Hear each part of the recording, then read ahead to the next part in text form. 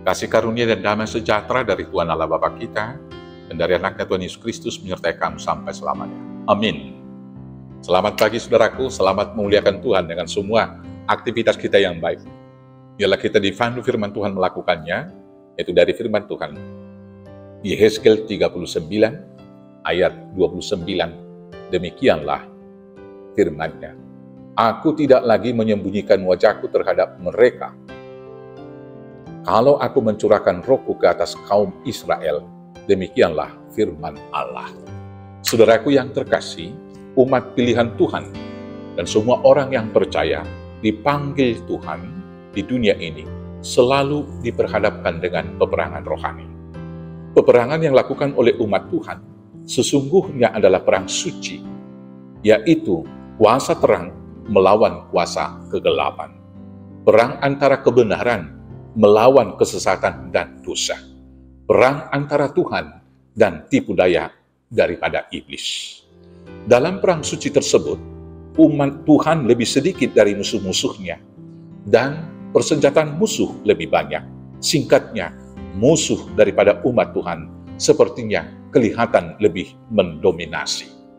Tetapi dalam sejarah manusia, umat Tuhan selalu menang. Karena Tuhan yang memenangkan mereka, bahkan Tuhan yang berperang untuk memenangkan umatnya. Maka benarlah ujar-ujar yang berkata, pada akhirnya kebenaran akan menang. Hal tersebut dapat kita lihat dalam sejarah umat Israel. Mulai dari Abraham, selalu diperhadapkan dengan tentangan dan perang iman dan kesetiaannya. Sampai kepada umat Israel, selalu diperhadapkan dengan peperangan terhadap bangsa-bangsa sekitar mereka. Peperangan tersebut bukanlah semata-mata peperangan dengan tujuan dan motif politis, tetapi peperangan antara Tuhan atau Yahweh dengan ilah-ilah bangsa lain. Dengan kata lain, peperangan umat Israel di dalam Perjanjian Lama adalah peperangan iman. Tujuan peperangan tersebut adalah supaya umat Israel mengetahui bahwa Tuhan atau Yahweh yang memimpin mereka adalah Tuhan yang berkuasa, dan supaya bangsa-bangsa lain mengenal dan mengetahui kuasa daripada Tuhan yang disembah umat Israel tersebut. Hal itu boleh kita baca dalam ayat 7 dan ayat 22 sampai dengan 23. Dalam peperangan Tuhan melalui umat Israel, Tuhan mengalahkan bangsa-bangsa yang besar. Contohnya Firaun, Raja Mesir. Dan demikian juga dalam perikop bacaan kita ini, Raja Gog, Raja Mesek dan Tubal. Tuhan mengalahkan Raja Gog, rakyatnya mati, dan memberikan kemenangan bagi orang-orang Israel. Senjata perang orang Gog diubah menjadi bahan bakar untuk memasak bagi umat Israel. Artinya Tuhan mengubah penderitaan jadi sukacita. Artinya Tuhan mengubah kekerasan menjadi hidup di dalam damai sejahtera. Akhirnya Tuhan senantiasa melindungi umat Israel menghadapi semua musuh-musuhnya dengan menghadapkan wajahnya kepada mereka. Artinya itu memperlengkapi umatnya untuk hidup kudus di hadapannya, dan kemudian membuahkan buah yang baik dengan mencurahkan roh Allah kepada mereka. Saudara-saudaraku yang terkasih dalam Yesus, dalam sejarah umat Kristen, dari dunia Kristen mula-mula sampai sekarang, umat Tuhan selalu menghadapi pertempuran. Contohnya, pengejaran oleh Paulus. Selanjutnya, penganiayaan yang dialami oleh umat Tuhan sepanjang gerejanya. Secara khusus, di Indonesia kita juga selalu diperhadapkan dengan hambatan dan ancaman untuk mendirikan gereja. Tetapi hari ini, kita diingatkan dan ditegaskan oleh firman-Nya supaya kita tidak takut. Karena Tuhan yang berperang memenangkan kita. Gog dikalahkan. Saulus yang dulu luar biasa semangatnya dan luar biasa kekejamannya mengejar-ngejar pengikut Kristus, kemudian menjadi luar biasa dalam pemberitaan Injil Kristus.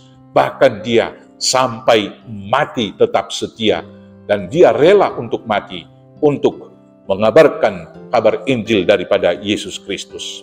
Saudara-saudaraku yang terkasih, hal ini membesarkan hati kita, karena Allah mengubah senjata musuh menjadi kayu bakar, mengubah musuh orang percaya jadi saksi-saksi yang misioner. Saudaraku yang terkasih, saat ini kita diperhadapkan dengan musuh yang lebih besar, yaitu roh-roh di udara, roh rasionalisme, roh egoisme, dan roh pragmatisme. Hal ini kemudian menyatakan firman Tuhan yang dikatakan oleh Paulus kepada jemaat Efesus. Efesus 6 ayat 12 yang berkata, "Karena perjuangan kita bukanlah melawan darah dan daging, tetapi melawan pemerintah-pemerintah, melawan penguasa-penguasa, melawan penghulu-penghulu dunia yang gelap ini, melawan roh-roh di udara." Saat ini kita menghadapi musuh yang luar biasa itu. Begitu banyak situs-situs yang tidak layak untuk dilihat oleh anak-anak. Bahkan juga mungkin orang dewasa bebas diakses, bebas dibuka di mana-mana. Maka untuk melawan itu, kita harus berdoa kepada Tuhan, supaya Tuhan menghadapkan wajahnya kepada kita, dan mencurahkan rohnya bagi kita, yang membimbing, menuntun, memperlengkapi kita dengan senjata rohani, supaya kita dapat melawan tipu daya iblis. Musuh ini lebih mematikan, karena dapat mengubah kita jadi ateis. Musuh roh-roh di udara ini kemudian mengubah kita menjadi tidak memiliki cinta kasih. Musuh roh-roh di udara ini dapat mengubah kita tidak hanya hidup di dunia ini, tetapi hanya mencari keuntungan diri sendiri.